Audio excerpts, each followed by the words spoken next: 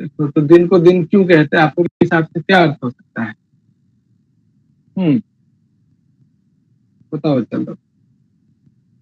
क्योंकि वो रात्रि का, निर्वचन है यहाँ पे। क्योंकि वह रात्रि का, वो रात्रि का क्या कहते हैं, रात्रि को जो है, जो कृष्ण है उसको अर्जुन करता है, यानी कि रात्रि का जो कृष्ण वर्ण है उसको शुक्ल कर देता है, सफेद कर देता है। मतलब एक तरह से जो है ना, जो रात का अंधेरा है वो दूर होकर जो है उस प्रकाश हो जाता है।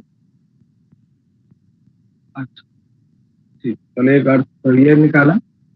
चलो शायद इसको पढ़ो, अह का फर्स्ट निर्वचन। जी भैया।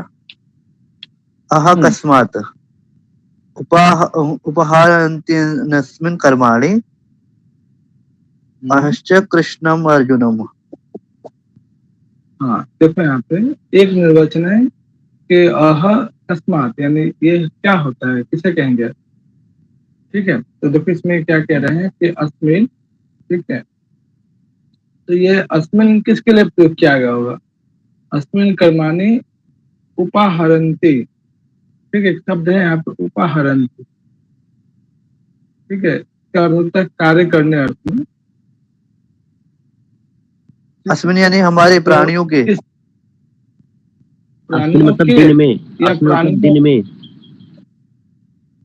ये अस्मिन जो है प्राणियों के होगा या फिर दिन में होगा, ठीक है, में है ना यहाँ पे कौन सी विभक्ति वचन है? अच्छा शब्दों को याद रखिए, यानी दिन में जितने भी लोग जितने भी जीव जंतु हैं दिन में क्या करते हैं? कर्मानी सभी प्रकार के कार्यों को करते हैं। और आपने दिन रात्रि का देखा होगा तो उसमें विश्राम करते हैं, ठीक है। तो अस्मिन शब्द जो है यहाँ पे, मान लीजिए कोटेशन दे दिया जाए और आपसे पूछा जाए कि अस्मिन पद यहाँ पे किस अर्थ में? यहाँ पे अस्मिन यानी दिन के अर्थ में प्रयोग किया, पूरा कोटेशन या निर्वचन किसके अर्थ में? अह के, ऐसे ध्यान रखना है, ठीक है। सर्वनाम पद जहां आ जाए आपको हर तरीके से ध्यान रखना है, ठीक है। इससे पहले आपने कृष्णा शब्द का निर्वचन देखा, कृष्णा शब्द का निर्वचन क्या है बताओ?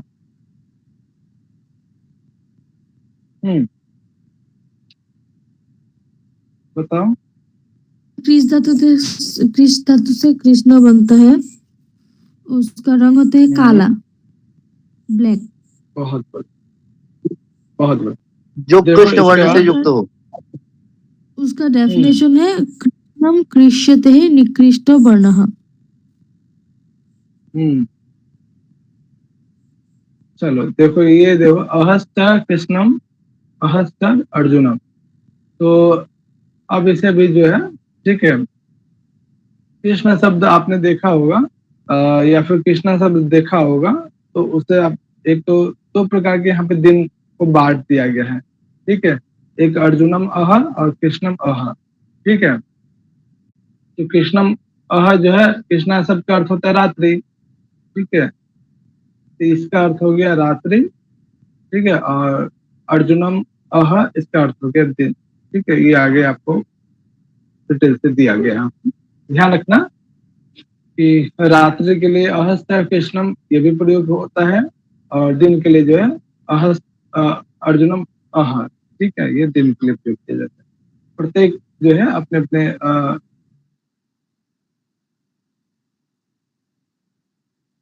वस्तु को जो है दिन में क्या करते हैं, सभी लोग जो है कार्य विशेष को करते हैं, और रात में जो है जितने जीव जंतु है विश्राम करते हैं। विशेष रूप से ये जो है ऊपर वाला याद रखिएगा, नीचे वाला कुछ खास इंपॉर्टेंट नहीं, ठीक है। ये जो है भैया अर्जुन का अर्थ शुक्ल है ना, अर्जुन का अर्थ शुक्ल है ना, शुक्ल, अर्जुन का अर्थ शुक्ल होगा ना, व्हाइट। बिल्कुल बिल्कुल बिल्कुल, मैंने इसलिए पूछा क्योंकि यहाँ पे जो भी देखेगा ना, उन्हें यहाँ पे महाभारत के कृष्ण और अर्जुन का भ्रांति हो जाएगी। बिल्कुल बिल्कुल।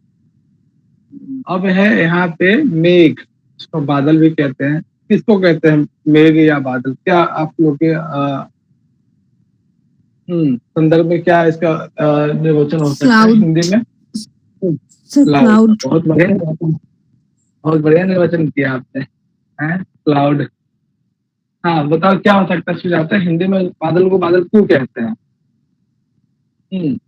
बादल उर्दू शब्द है। बादल कहेंगे, बादल उर्दू, ठीक है, मेघ किसको कहेंगे, बताओ चलो। पहला है कि मेघ कस्मात महतीति सत्ता इति मेघ, ये कई बार पूछा गया है। ठीक है, तो मेघ से हमें क्या प्राप्त होता है, ये बताओ। जल। बारिश, पानी की बूंदे, बारिश, जल। बारिश, बूंदे, ठीक है। इसका प्रयोग भारत जो है कैसा देश है, कृषि प्रधान देश है, ये सब तो पता है ना। भैया भैया रिकॉर्डिंग ऑन कर दी थी। हाँ हाँ, रिकॉर्डिंग ऑन है। तो महती सतह, ठीक है, कि मेघ को मेघ इसलिए कहते हैं क्योंकि मेघ क्या, महती इति सतह, ठीक है, ये क्या है, मेघ जो है बरसता है, ठीक है, यानी मेघ से जो पानी इत्यादि जो है या वर्षा इत्यादि होती है, ठीक है, जिससे जो है सिंचाई संबंधी कार्य विशेष किया जाता है। ठीक है, तो यही महती थी सतह इति मेघा।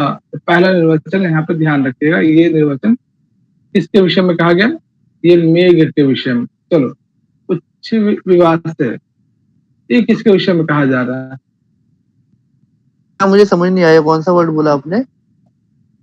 उच्च विवाद से, ये किसका निर्वचन है, एक का ही है सर। भाई मेघ का है, ध्यान से देखो, ये लो, ये किसका निर्वचन,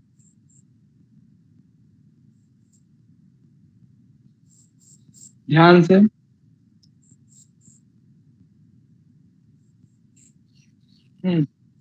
भैया नहीं पता। अरे क्या बात कर, कल ही पढ़ाया आप लोग को, हाँ? मतलब रिवीजन व्रत का नहीं तो हुआ नहीं है। है, व्रत का तो नहीं है, उसमें मेघ शब्द आया था एक बार। उसके विवाद से इसके लिए प्रयोग किया गया था, उषा। उषा के लिए।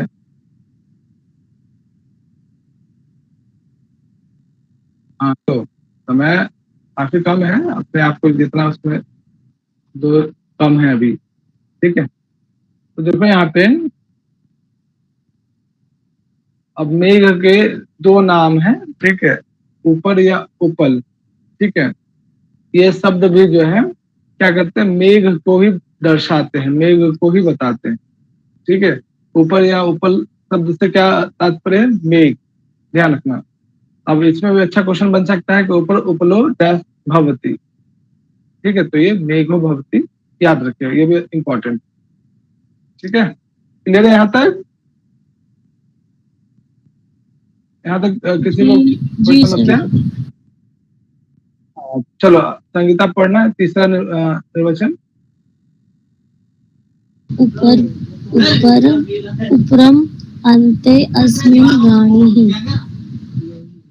उपरमन्ते अस्मिन्, ठीक है, अभ्राणी, ठीक है, देखो इसमें अस्मिन् शब्द आ गया, तो बताओ भूमि यहाँ पे अस्मिन् किसके लिए प्रयोग किया गया है, उपरमन्ते अस्मिन्, हाँ, मेघ के लिए। हाँ नहीं, बताओ, मेघ के लिए, ध्यान रखना। इससे पहले वाले अस्मिन में हमने देखा था, ठीक है, ठीक, उपहरंते अस्मिन क्रमाने, ठीक है, यहाँ पे अस्मिन किसके लिए प्रयोग हुआ है, बताओ चलो, यहाँ पे अस्मिन किसके लिए है, बहुत हाँ। से नीचे देखोगे उपरमंते, ठीक है, उसमें उपहरंती है, यहाँ उपरमंते हैं, तो ध्यान रखिएगा, मिस्टेक मत कीजिएगा। तो दो चीजें, यहाँ अस्मिन शब्द जो है मेघ के लिए, ठीक है। अभ्रानी का मतलब क्या होता है बताओ, इसका कलर कैसा होता है, काला कैसे नीला। कलर दिखता है, काला नीला, थोड़ा सा श्वेत, थोड़ा सा धुंधला टाइप का होता है। ठीक है, तो ये कह रहे हैं उपरमंते अस्मिन अभ्रानी। उपरमंते का मतलब क्या होता है, आपने ये शब्द पहले भी देखा है, कल के क्लास में भी, हाँ वह चलो ऊपर बताओ। मनते यानी कि ठहर जाना, रुक जाना। हट जाना, रुक जाना, या गति करना, रमन करना। ठीक है, ये कह रहे हैं कि ये इसका जो कलर होता है थोड़ा सा धुंधला टाइप का होता है। ये जो मेघ है क्या करते हैं, उपरमनते, गति करते रहते हैं, एक स्थान से दूसरे स्थान तक रमन करते रहते हैं। यानी धुंधले कलर के मेघ जो है क्या करते हैं, गति करते रहते हैं। ठीक है, बिल्कुल बात सच है। एक स्थान से दूसरे स्थान से जब बारिश का मौसम होता है तो उसका कलर थोड़ा सा जो है ब्लैक और व्हाइट का मिक्सअप होता है, ग्रे कलर का। वो एक स्थान से दूसरे स्थान तक घूमते रहता है। ठीक है, और तीसरा है, अगला है, यानी एक ये हो गया, दूसरा हो गया, तीसरा हो गया, चौथा देखो ऊपर ऊपर आता है अब आप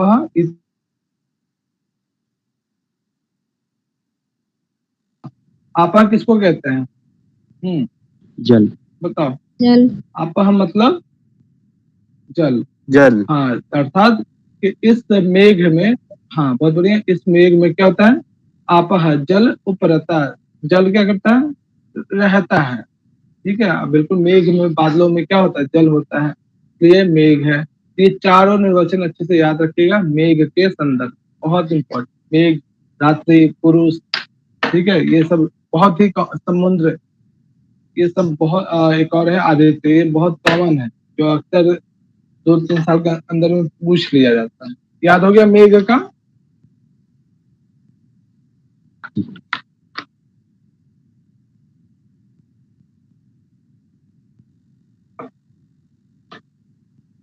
क्लियर है यहाँ तक मेघ का? जी भैया। ठीक है, चलो। अंतरिक्ष का क्या निर्वचन था, एक याद है किसी को अंतरिक्ष का निर्वचन? किसको याद है? क्या हो गया, वो चलो इतना शांत कैसे हो जाते हो?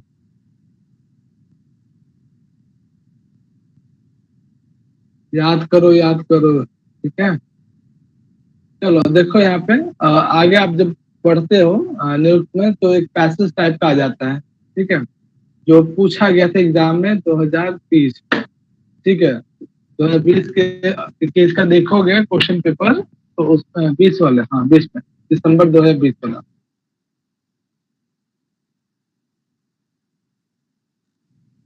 या दिसंबर 20 में है, सितंबर वाला।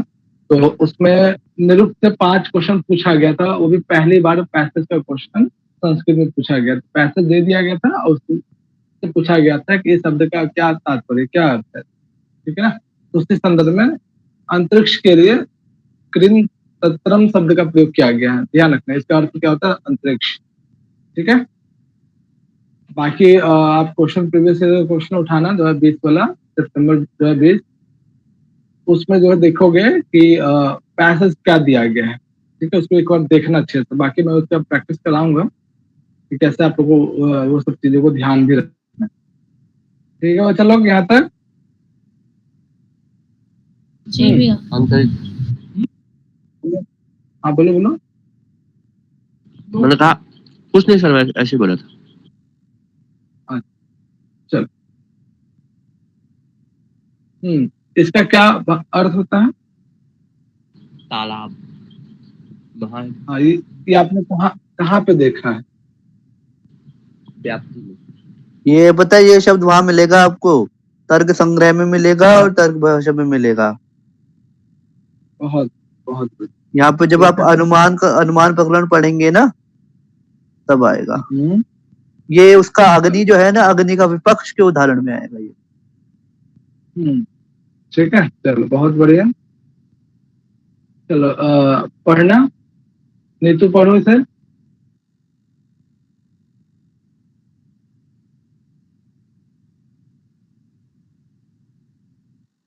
अभी भी काम कर रहे हो क्या? हदो सर हाँ। हाँ, अच्छा, पढ़ो पढ़ो। हदो हदते शब्द कर्मणा कर्मणा। हाँ, हृदय, हृदय। ठीक है, चलो क्या भाव है, फर्स्ट वाला जो आप इसका निर्वचन देख रहे हो। ठीक है, जल, समुद्र, नदी के संदर्भ में क्या मतलब है इसका कि हृदो ह्रादते शब्द कर्मणा। हाँ बताओ बच्चा लोग, क्या भाव है इसका, कौन बताएंगे? अब हालते अगर हृदय अगर जल हो गया तो मैं कह सकते हैं कि जलत्व के शब्द करने से हृदय। क्या कह रहे हो? आपकी आवाज फिर से नहीं आ रही बच्चा। सर मैं अगर यहाँ पे ना हृदय का तात्पर्य अगर जल होगा तो हृदो ह्रादते शब्द कर्मणा, यानी कि जो जल के शब्द के करने से, ध्वनि के करने हाँ से यानी जो, हृदय है।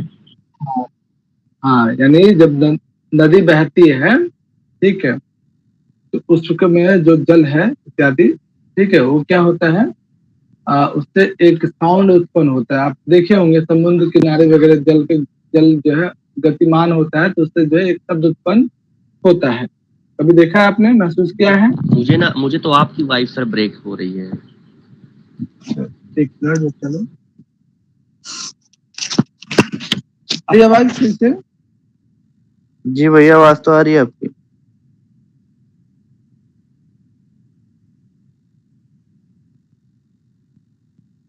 सबको आवाज सही से आ रही है? हाँ जी भैया सही आ रही है आपकी आवाज। एक बार देख लेना भूमि, एक बार फिर से ज्वाइन करके देखो। हाँ, और ये जो जल कैसा होता है नेचुरली, अगर जल देखा जाए तो उसका कैसा स्वभाव, उसका नेचर कैसा होता है? वो ठंडा महसूस होता है या गर्म, ये बताओ। नेचुरल जो महसूस होता जल है, है ठंडा शीतल होता है। ऐसा बहुत बढ़िया। आप जब तर्क संग्रह इत्यादि आप पढ़ते हैं तो वहां पर भी वर्णन किया गया है।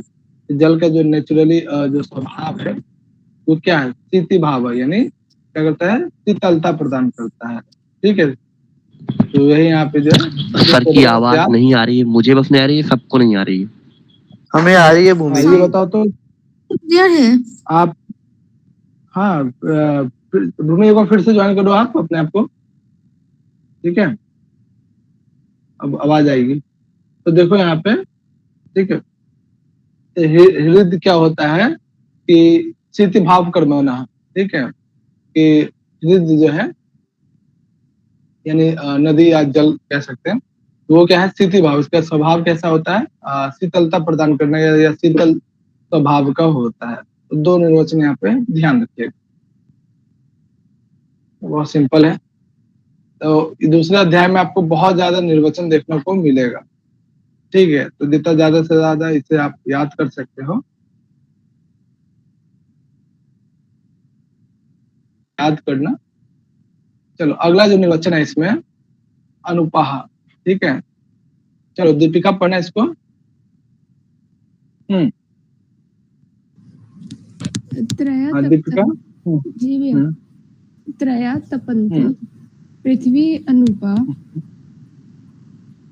पर्जन्य वायु आदित्य शीतोषणा वर्षे औषधि पाचयन्ति अनुपा। बस बस बस बस देखो, यहाँ पे अनूप किसको कहते हैं, ठीक है, तो किसी भी अनाज या फसल के लिए क्या क्या चाहिए होता है बताइए। फसल को पकने के लिए, तो फसल अच्छे से पक जाए, इसके लिए क्या क्या चाहिए होता है, आप लोग के हिसाब से बताओ। सबसे मेन क्या क्या कारण हो सकते हैं? सबसे पहले तो बारिश चाहिए। सूर्य बारिश की चाहिए, बहुत बढ़िया, सूर्य की रोशनी चाहिए, वायु भी और चाहिए। वायु भी चाहिए, ठीक है। जैसा कि यहाँ पे आप डायग्राम देख रहे हो, फोटो देख रहे हो, बादल, मेघ, वायु, आदित्य, ठीक है। मेघ क्या देता है, जल देता है, ठीक है। वायु जो है आप देखोगे शीतलता है, ठीक है, ठीक है। और जो सूर्य है उष्ण उष्णता प्रदान करता है। यही सब चीज चाहिए एक फसल को पकने के लिए। तो यही कह रहे हैं कि त्रय तपन्ति पृथ्वी अनुपः, कि पृथ्वी पे जो भी अन्न है, अनाज या फसल है, इन सबको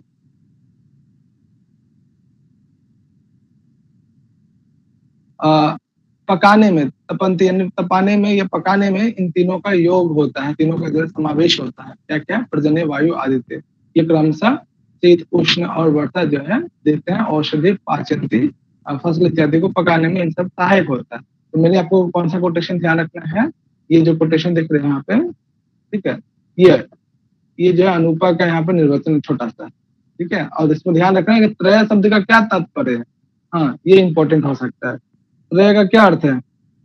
त्रय से यहाँ पे अर्थ है पर्जन्य, वायु और आदित्य। हाँ ये ध्यान रखना, ये कोटेशन दे दिया जाए और बोला जाए कि त्रय शब्द से क्या तात्पर्य है, ठीक है। तो ध्यान रखना है पर्जन्य, वायु, आदित्य। दूसरा निर्वचन यहाँ पे देखो, अनुपा अनुपंती लोकान स्वेन स्वेन कर्मणा। अनूप को अनूप इसलिए कहते हैं क्योंकि स्वेन स्वेन कर्मणा, अपने अपने कार्यों के द्वारा, यानी मेघ का जो कार्य होगा वो करेगा, वायु का जो कार्य होगा वो, और आदित्य का जो कार्य होगा अपने अपने कार्यों के द्वारा लोकान यानी संसार में रहने वाले लोगों के ऊपर अनुपंती, ठीक है, यानी लोगों को क्या करते हैं, सहायता प्रदान करते हैं, ठीक है। अर्थात फाइनली वो अन्न या फसल इत्यादि को पकाने में सहयोग देते हैं, ठीक है, अनुग्रह करते हैं उनके ऊपर जो है, ठीक है। तो ये दो निर्वचन यहाँ पे अनूप का है, दोनों इंपॉर्टेंट है। इसमें त्रय शब्द किसके लिए, ये ध्यान रखिए। हाँ भाई चलो, क्लियर है यहाँ तक? जी भैया। दूसरा अध्याय, हाँ दूसरे अध्याय में, ठीक है, यहाँ सारे इसके हिंदी भी है। हाँ एक और एग्जाम आया, मतलब 2019-20 में ही पैसेज दिया हुआ था, तो उसमें इस शब्द का, बृहबुकम शब्द का अर्थ पूछा गया था। ये उदकम होता है, उदक का मतलब जल, ध्यान रखिएगा। ये कोटेशन दे दिया था, पैसेज दे दिया गया था, उसमें पूछा गया था कि बृहबुकम शब्द का क्या अर्थ है। ये जो है उदक का वाचक है या जल का वाचक, ठीक है। छोटे छोटे चीजें याद रखिएगा, पैसेज फिर हम लोग इसको प्रैक्टिस भी करेंगे। चलो ये बताओ, परुष शब्द आपने कहीं देखा है? और देखा है तो किस संदर्भ में देखा, कहाँ देखा है? किसका, कौन सा शब्द? पुरुष। परुष, पुरुष अलग होता है, परुष अलग होता है, पुरीसम अलग होता है भैया। देखो देखा है, देखा है। देखा है, बताओ फिर क्या अंतर है तीनों में? पुरुष जीवात्मा को कहते हैं, पुरुष जल को कहेंगे, और परुष का मुझे याद नहीं है भैया। ये परुष का मतलब क्या होता है? हाँ कौन बताएंगे? देखिए कितना आप लोगों ने पढ़ा है, याद किया, रिवीजन किया है, बताओ चलो।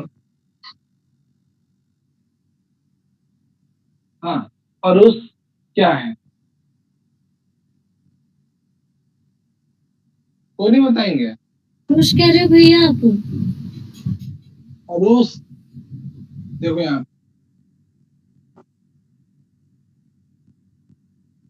देखो आया, दिख रहा है सबको ना? देखो ये अलग,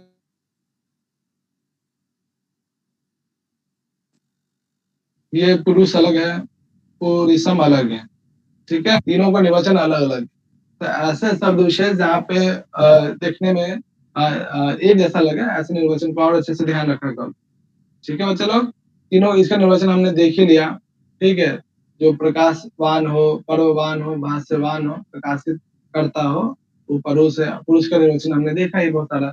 और ये जो पुरुषम जो शब्द है जल के अर्थ में प्रयोग होता है, देखो यहाँ पे,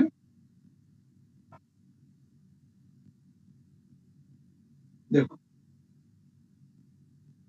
जल का विशेषण है, ठीक है। पुरुषम शब्द जो है जल के विशेषण में, एक ही निर्वचन यहाँ पे है। चलो डिम्पल पढ़ो इसको। पुरुषम पुरुते पूरे तेरवा।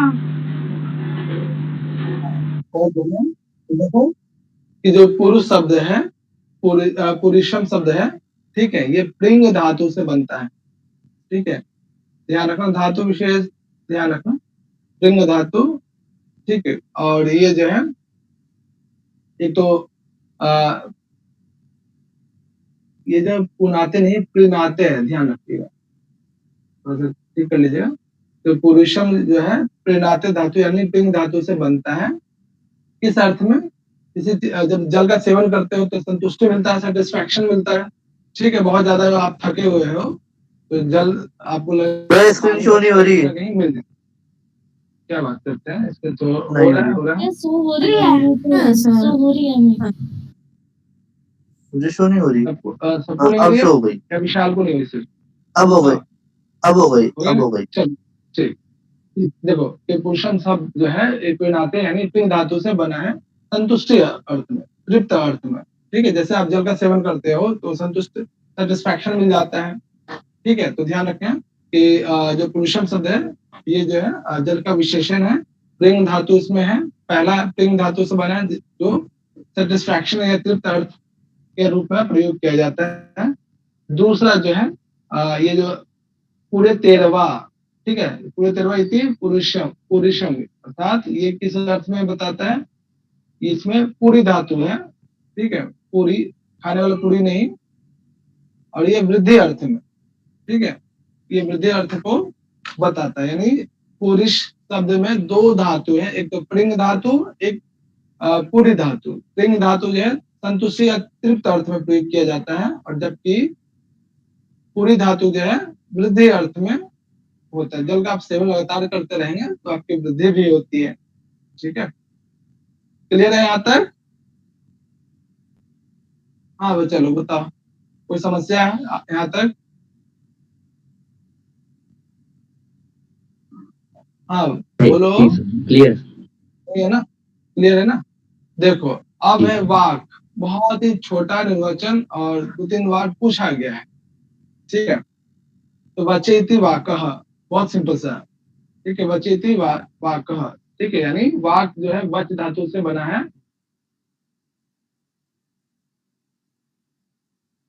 जिसके द्वारा बोला जाए वो क्या है? वाणी है। ठीक है, तो बहुत सिंपल, ये भी पूछा गया एग्जाम में कि वचेति किम, वचेति वाकः, ठीक है, वच जो है जिसके द्वारा जो है आप बोलते हैं।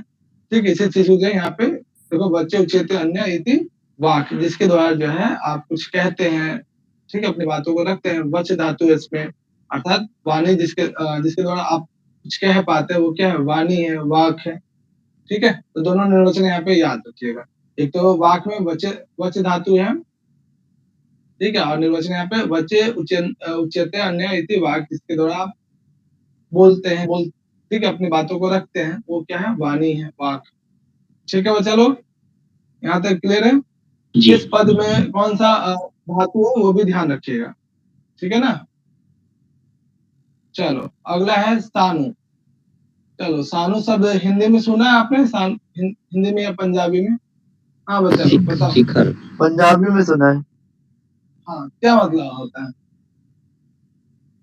बताओ। पंजाबी में तो मतलब मैं के लिए यूज करते हैं, मैं मेरा के लिए मैं यूज करते हैं अपने शिखर पंजाबी में।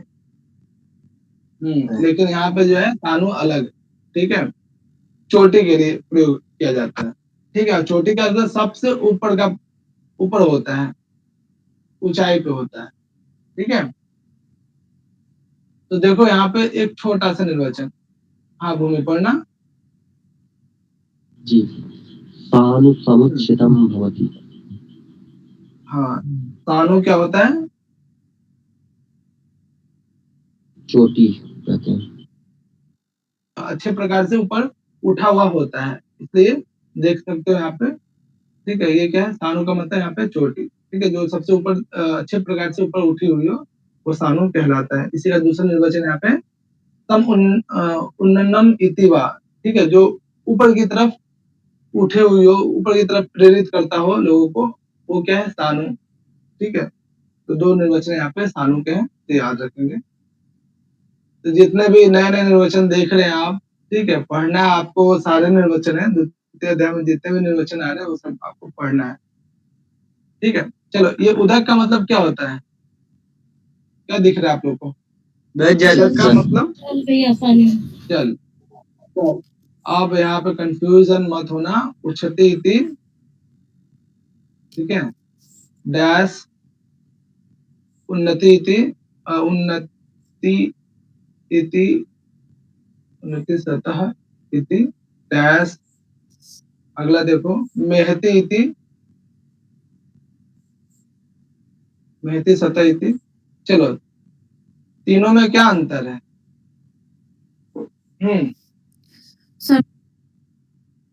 भैया आकाश का बताओ, किसका निर्वचन? भैया फर्स्ट है उसका उसका किसका? उषा का किसका? उसका उषा उच्छेद यानी अरे कि जो उच्छेदन करती है, अंधकार का उच्छेदन करती है। उषा का। दूसरा बताओ। दूसरा है भैया ये जल का, जल उदक यानी उदक उदक। उदक का। तो ये जो तीसरा ये है मेघ का। हाँ, देख रहे हो सब एक जैसा ही दिखाई दे रहा है आप लोग को। ठीक है, तो जहाँ पे भी दो या दो से अधिक किसी विषय वस्तु में देखने में एक जैसा लगे, ऐसे विषय वस्तु को और अच्छे से ध्यान रखना है। ठीक है, सतर्क हो जाना है वहां पे। ठीक है, तो देखो यहाँ पे उदक का क्या कार्य है? जब जल जो है आपके ऊपर गिरता है तो क्या कर देता है, ये बताओ। गीला कर देता है। गीला देता है, गीला कर देता है। गीला कर देता है, बहुत बढ़िया। तो वही भाव यहाँ पे भी महसूस होता है, क्या होता है? ठंड महसूस होता है। ठंड महसूस होता है। तो उन्नति थी, उन्नति थी सतह, यानी जो लोगों को आदृत कर देता हो। ठीक है, गीला कर देता देता हो। हो, भिगा देता हो। हाँ, ये क्या है? उदक है। तो ये जो बारीकियां हैं उसे अच्छे से ध्यान रखिएगा। ये यहाँ पे जल का निर्वचन, यहाँ पे एक ही निर्वचन है। इससे पहले आपने और भी देखा होगा, वो भी ध्यान रखना है। ठीक है, अब जल कहाँ रहता है? नदी में रहता है। ठीक है, नदी में, सरोवर में, समुद्र में, ये सब तो हमने देख ही लिया।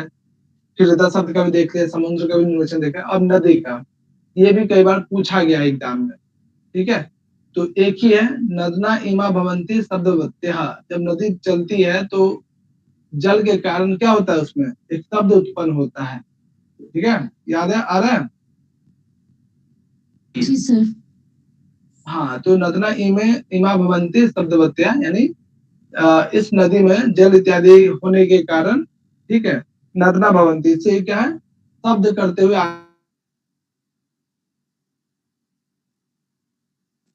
उत्पन्न होता है, इसलिए नदिया कहलाता, नदी कहलाता है। इस वचन में ही, हाँ क्या कह रहे हो? हाँ, कुछ कह रहे हो? हाँ, क्योंकि ये क्या है? शब्द होते हैं, यानी सब। हाँ, ये क्या करती है? नदी क्या करती है? शब्द उत्पन्न करते हुए आगे बढ़ती है, इसलिए नदी है। ठीक है, तो छोटा सा यहाँ पे निर्वचन है।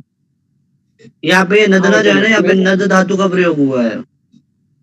हाँ, बहुत बढ़िया। इसमें जो है नदना होती है, अर्थात जो है शब्द विशेष को उत्पन्न करती है। क्यों? क्योंकि इसमें जल होता है। आप सभी ने महसूस भी किया होगा। चलो अगला जो यहाँ से आप देख रहे हो, ठीक, एक पैसेज फिर से आ जाता है इसमें, जिसमें विश्वामित्र पैजवन राजा के बारे में वर्णन। ये भी एग्जाम में, नहीं ये वाले एग्जाम में नहीं पूछा गया था, वो पहले वाले एग्जाम में जो एक कोटेशन था उदक के संदर्भ में, वो वाला पैसेज में पूछा गया था। ठीक है, तो देखो, यानी चलो इसको आज कंप्लीट हो जाता है तो आज कर ही लेते हैं। ठीक है, देखो यहाँ पे विश्वामित्र जो है, यहाँ पे एक पैसेज आ जाता है, जैसे नदी वाला कोटेशन करते हैं। चलो सुजाता पढ़ना विश्वामित्र के संदर्भ में। जी सर। विश्वामित्र ऋषिः सुदासः पैजवनस्य पुरोहितः बभूव। विश्वामित्रः सर्वमित्रः सर्वसंस्कृतं सुदाः कल्याणदानः। बहुत बढ़िया। तो विश्वामित्र ऋषि सुदासः पैजवनस्य पुरोहितो बभूव। क्या अर्थ है? तो बहुत सिंपल अर्थ है भैया जो विश्वामित्र ऋषि थे वो सुदास पैजवन के जो है पुरोहित थे। सुदास पैजवन के, ठीक है, या फिर पैजवन के, यानी पैजवन जो है पिता है किसके? सुदास के। अच्छा, ठीक है, तो देखो यहाँ पे ये इस अर्थ में कि विश्वामित्र ऋषि जो है पैजवन नामक, ठीक है, पैजवन के पुत्र सुदास के पुरोहित थे, इस रूप में। ठीक है ना? पैजवन क्या, पीजवन इसका मूल जो है। ठीक है, पीजवन के पुत्र कौन है? सुदास। इस सुदास के क्या है? विश्वामित्र पुरोहित थे। ठीक है, ध्यान रखना है इसमें। पहला यहाँ पे विश्वामित्र के संदर्भ में कहा गया।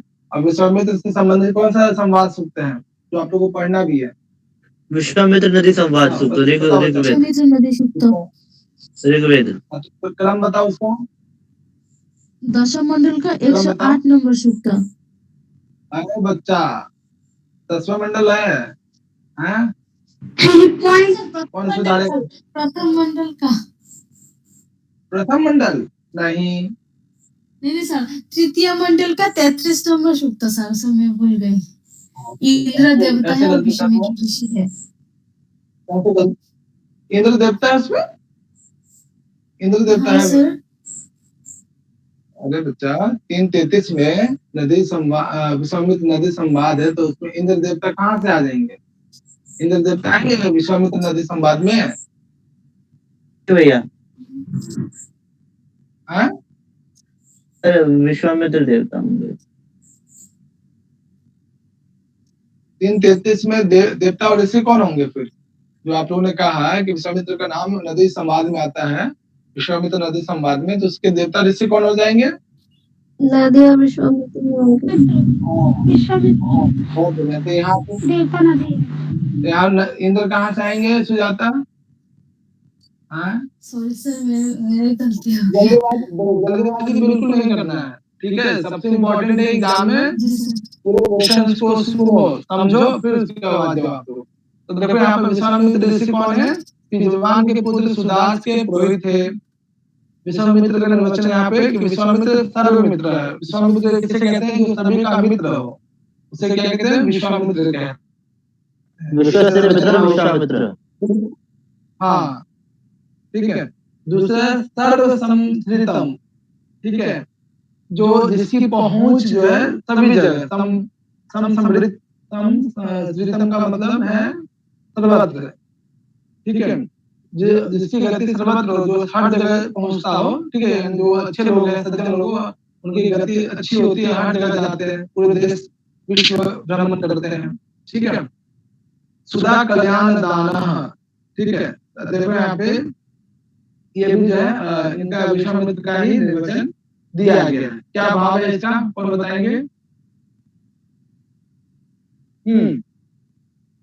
बताओ, चलो, बहुत सिंपल है यहाँ पे कि सुधा कल्याण, भैया जो सुधा कल्याण दान, जो कल्याण यानी जो सोना दान देता हो, कुछ ऐसा। आवाज कट रही है आपकी भैया, मतलब जो सोना स्वर्ण इत्यादि दान देता हो। चलो आप मुझे कल्याण का निर्वचन बताओ, आप लोगों ने पढ़ा भी है। मैं स्वर्ण कल्याण कहते हैं स्वर्ण को। निर्वचन बताओ, निर्वचन बताओ। निर्वचन याद नहीं है। इतना आसान है, बोल देना कि निर्वचन याद नहीं। हाँ, किसको याद है? किसको निर्वचन याद है कल्याण का, कंबोज का? जल्दी बताओ। भैया कल्याण का है, कल्याण कमनीय भक्ति।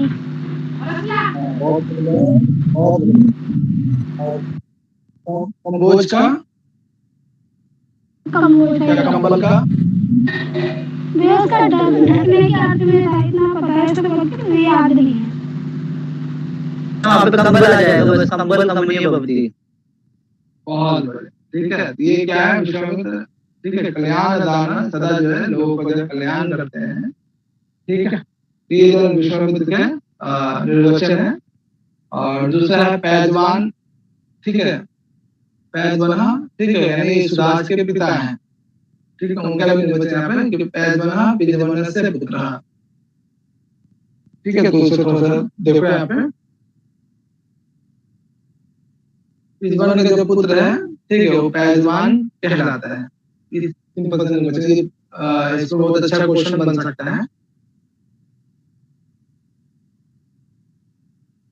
तो उसके थ्रू जो है जब हम लोग जैसे कंप्लीट हो जाएगा उसके बाद जो है 2-3 पैसेज आपको थोड़ा सा ध्यान रखना है कि किन किन शब्दों से या किन कौन कौन पैसेज से क्वेश्चन पूछा जा सकता है। पिछले बार आपको उससे पूछा गया था उपदेश से, ठीक है, तो ध्यान रखिएगा। जो पिजवन के पुत्र हैं पैजवान कहलाते हैं, ठीक है। और जस्ट नीचे एक और और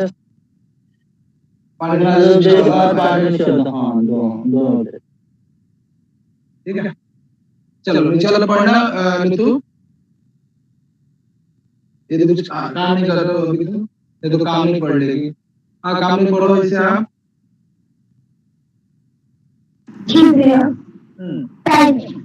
पैज्वनः पिज्वनस्य पुत्रः पिज्वनः पुनः स्पर्धनीये जवो वा अभिश्रीभावः गतिर्वा। चलो बहुत बढ़िया। देखो यहाँ पे दो निर्वचन है। वा शब्द आ गया है, ठीक है ना।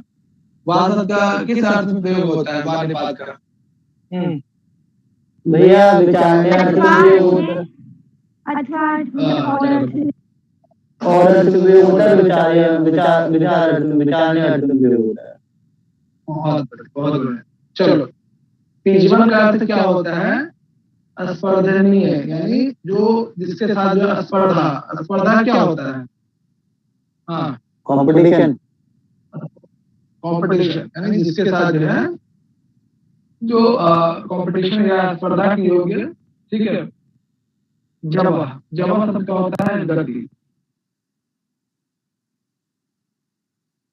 यहाँ पे पिजवन का अर्थ होता है स्पर्धनीय जवा, ठीक है, जो स्पर्धा करने योग्य ऐसा व्यक्ति विशेष, ठीक है, या वस्तु विशेष जो स्पर्धा करने योग्य गति वाला हो, ठीक है, जिनके साथ जो है आप स्पर्धा कर सकते हैं।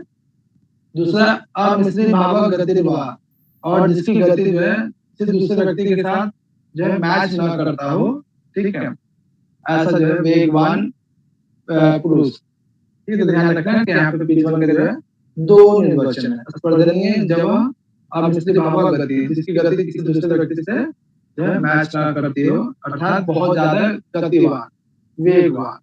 ठीक है, ये जो है पिजवन के संदर्भ में प्रयोग किया गया। तो अभी हमने देखा विश्वामित्र क्या है, विश्वामित्र किसके पुरोहित थे, विश्वामित्र का निर्वचन क्या है। ठीक है, उसके बाद जो है पिजवन के पुत्र पैजवन कहलाते हैं, जो जिनकी गति बहुत अधिक थी। गति का मतलब यहाँ पे बहुत तेज दौड़ते नहीं थे, उनका यश के संदर्भ में यहाँ पर वर्णन किया जा सकता है।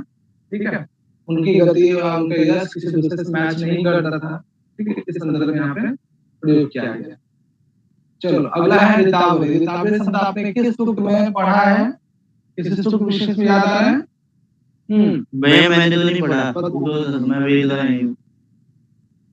ओके, वेद वाले बच्चे नहीं, तो फर्स्ट सेमेस्टर में कॉमन सूक्त लगे हुए थे, आपके लिए पढ़ना था। इसको याद नहीं था सर, ये मंत्र याद आ रहा है, लेकिन किस सूक्त में था वो याद नहीं आ रहा है। मंत्र बताओ। ऋतावरी दिवा अर्कैर बोधा रेवती रदर्शि चित्रमस्तत् बेतशित रोतले चेता समुत कंठ। बताओ। ये याद नहीं आ रहा सूक्त विशेष कहाँ पे है? जब आप पढ़ेंगे उसा सूक्त वगैरह, ठीक है, उसमें आपको मिल जाएगा। जी सर, मुझे ना बहुत सारा मंत्र याद है, लेकिन वो कहाँ में है, कहाँ था वो भूल जाती हूँ। कौन सा सूक्त से है वो? ठीक है, देखो यहाँ पे ऋतावरी ऋतवत्यः, ठीक है, यहाँ पे क्या अर्थ है? जल अर्थ में। ऋतावरी उसे कहते हैं जो जिनके पास, ठीक है, बहुत ज्यादा जल, अत्यधिक जल वाली नदी को कहते हैं। ठीक है, जब आप वहां पढ़ोगे ना नदी में संबंध, वहां पे भी एक शब्द आता है ऋतावरी। ठीक है, अधिक जल वाली, ठीक है, अधिक जल वाली नदियों को ऋतावरी कहते हैं। ठीक है, उसके बाद जो है ये मेन इसमें ध्यान रखिएगा, ये वाला कोटेशन ऊपर वाला, ऋतावरी ऋतवत्यः अत्यधिक जल वाली नदी विशेष के लिए प्रयोग किया जाता है। ठीक है, क्लियर है यहाँ तक? और इसमें जो है ऋतम इति उदकम नाम प्रति ऋतम भवति, इसमें क्या उदक यानी बहुत ज्यादा जल होता है, इसलिए जो है ये ऋतावरी है। ठीक है, क्लियर है यहाँ तक? हाँ जी भैया। हाँ बताओ। ये जल जो है प्रति ऋतम यानी सर्वत्र फैला हुआ रहता है। ठीक है, इसलिए जो है ये ऋतावरी है। चलो, ये जो है ऋतावरी शब्द का निर्वचन हमने देखा। उससे पहले हमने पैज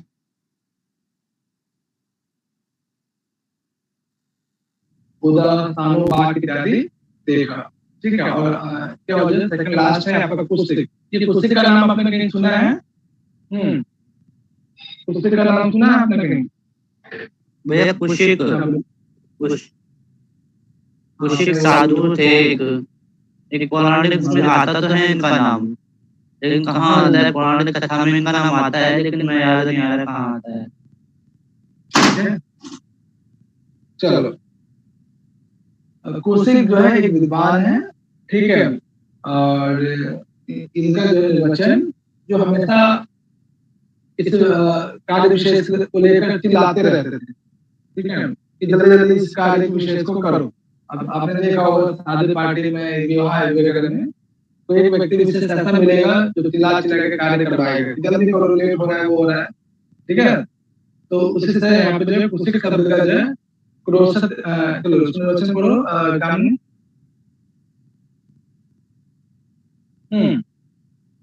ठीक है। साधु विवेकोश येनार्थान अमितिव। हाँ, साधु शब्द का अर्थ क्या आता है? सज्जन। अच्छा, ठीक है, अच्छे अर्थ में प्रयोग किया जाता है। तो देखो यहाँ पे विक्रोशेन अर्थानाम इति वा, अर्थानाम मतलब कार्य विशेष, ठीक है, विक्रोश, ठीक है, यानी कौशिक में जो है कौन सी धातु है? क्रुश धातु है, ठीक है, और किस जोर से चिल्लाने अर्थ में, ठीक है। ये क्या क्या करता है? कौशिक कौन कहलाते हैं?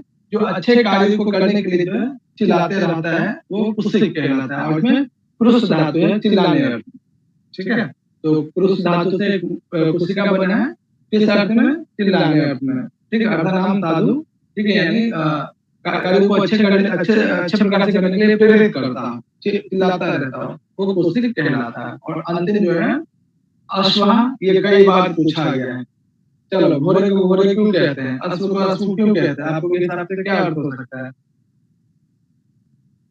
दौड़ने के कारण, मारने। दौड़ने के कारण। चलो, इसका एक और अर्थ यहाँ पे कौशिक शब्द का, ठीक है, यहाँ पे क्या दिख रहा है आप लोग को? हाँ, सोने के सिक्के, क्या सोने के सिक्के। कौशिक का एक और वचन है, ठीक है, देखो यहाँ पर, एक तो साधु विक्रोशिता और दूसरा अर्थानाम इति वा, ठीक है, दो निर्वचन इसमें छिपा हुआ था। तो विक्रोशी अर्थानाम यानी जो लोगों को बहुत ज्यादा धन देता हो, ठीक है, अर्थानाम इति वा, ठीक है। अर्थानाम साधु विक्रोशिता यानी जो लोगों को बहुत ज्यादा धन देता हो, ये भी एक अर्थ यहाँ पे कौशिक का हो सकता है, ठीक है। दूसरा जो है कौशिक में जो कुश धातु है, चिल्लाने अर्थ में, ठीक है, किसी कार्य विशेष को जल्द से जल्द अच्छे प्रकार से कराने अर्थ में प्रयोग किया जाता है। अब यहाँ पे अश्व का जो है भैया कितने निर्वचन आप लोग? भैया कौशिक का उल्लेख कहाँ पर है ये तो बता दीजिए। कितना वचन? कौशिक का जो उल्लेख है जो कहाँ पर आता है निरुक्त के अलावा? निरुक्त के अलावा मतलब किसी मतलब निरुक्त के अलावा इतिहास में या पुराण में इसका उल्लेख है? हाँ, नहीं, वेद में ही है। आप जब पढ़ेंगे उस सिलेबस में तो नहीं लगा हुआ है, ठीक है। अच्छा, देखो यहाँ पे अश्व शब्द का क्या अर्थ समझते हैं? यहाँ पे हिंदी में आप अगर मौका दिया जाए कि अश्व शब्द का निर्वचन बताओ तो क्या क्या कर सकते हैं?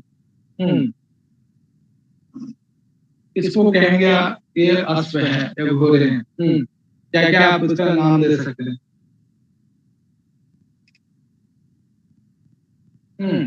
बताओ।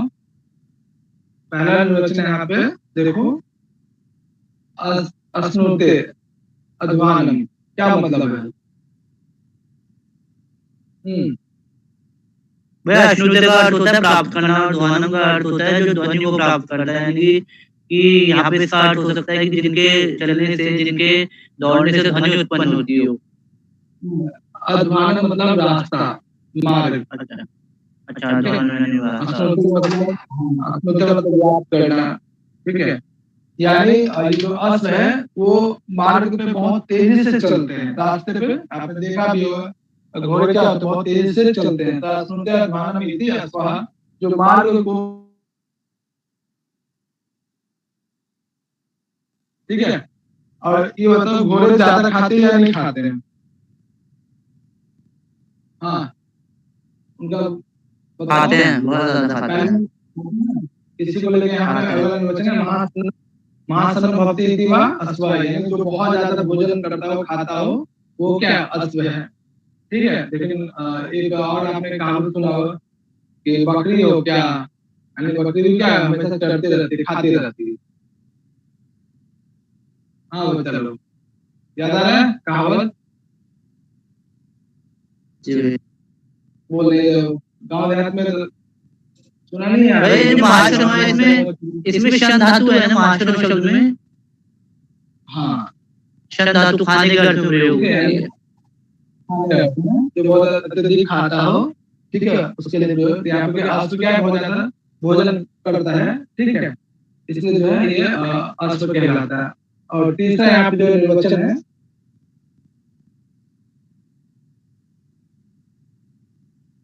तीसरा देखो यहाँ पे कौन पढ़ेगा? संगीता पढ़ना इसको। तत्र दधिक्रा इत्येतद् तदर्थ क्रामतिति वा वदत् क्रान्ततिति वा ददताकारी भवतीति वा। हाँ चलो, तो यहाँ पे और भी निर्वचन यहाँ पे दिया गया है कि ये जो है जैसे इसको व्यक्ति विशेष बैठता है तो घोड़े क्या होते हैं? चलने लगते हैं, दौड़ने लगते हैं। बताओ हाँ या ना?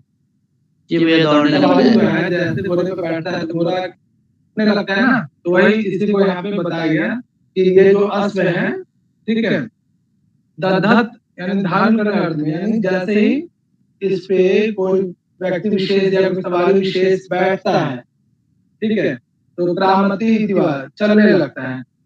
ठीक है, तो देखो ध्यान रखना कि तदधिका इति एतद् दधत् क्रामति इति वा, ये एक निर्वचन है कि जैसे ही अश्व को कोई धारण करता है, धारण का मतलब दधते मतलब यहाँ पे धारण अर्थ में है, जैसे ही अश्व को कोई धारण करता है, धारण का मतलब उस पे बैठता है कोई भी सवारी, क्रामति इति वा, यानी वो क्या होता है? चलने लगता है। ठीक है, चलना। तो ये एक निर्वचन है, तो जो उस अश्व हुआ है जिसपे बैठते ही या उसके धारण करते ही वो अश्व चलने लगता हो, वो अश्व कहलाता है। वदत् क्रदन्ति इति वा। ठीक है, अभी जो क्रंदन, आपने नाम हिंदी में सुना होगा, क्रंदन करना क्या मतलब? घोड़ों की आवाज कैसी होती है? हिनहिनाते हैं। ठीक है, तो जो हिनहिनाते हैं या उनकी जो ध्वनि है क्रदन चिल्लाना, वो अश्व कहलाती है। ये दूसरा निर्वचन यहाँ पे क्रमशः तीसरा, ये चौथा निर्वचन। इससे पहले हमने दो निर्वचन देख लिया, और तीसरा है तदधाकारी भवति इति वा। ठीक है, उनकी आकृति कैसी होती है? हाँ, वाला पार्ट सीधा रहता है, जैसे उस पर कोई सवारी बैठ जाता है तो उसके आकार में क्या बदलाव आ जाता है।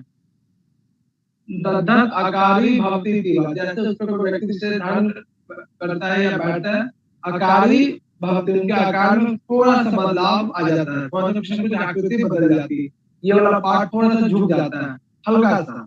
देखा आपने ऐसा कुछ?